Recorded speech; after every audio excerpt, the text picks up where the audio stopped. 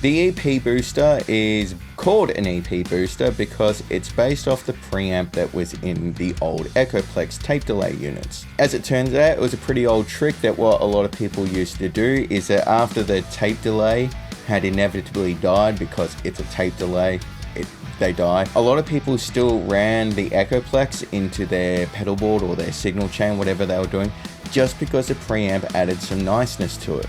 So this little EP booster came out, and it's just that little preamp, and I gotta admit, they were onto something. One of the things I love most about this pedal is that it's impossible to stuff up. There's an on button and there's a volume control. Set the volume where you like it and turn it on. Off you go, have fun. It kind of compresses your signal in a pretty interesting and cool way.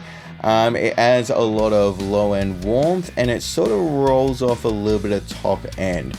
You do get a bit of extra gain, but I find that you lose a little bit of the top end of your transients, just a little bit.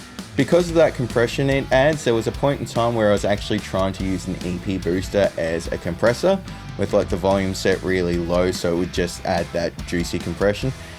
Didn't quite work out. It's definitely a boost pedal, but that should sort of give you a ballpark of how this pedal sounds.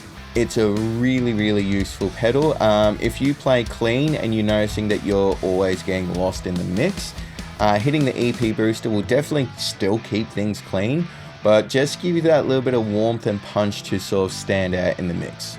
However, using the EP booster is a little bit tricky in terms of gain staging. You do have to be careful with how much gain you're adding, because it's definitely adding some gain. It won't sound like it because it does keep things fairly clean, but then when you start stacking pedals or start adding it to overdrive, it can sort of start to get a little bit out of control. So be aware that no matter how clean it sounds, it is adding a little bit more gain than you expect. Overall, they're pretty cheap, they're impossible to stuff up, they sound fantastic. To be honest, I think pretty much every guitarist should have an EP booster in their arsenal.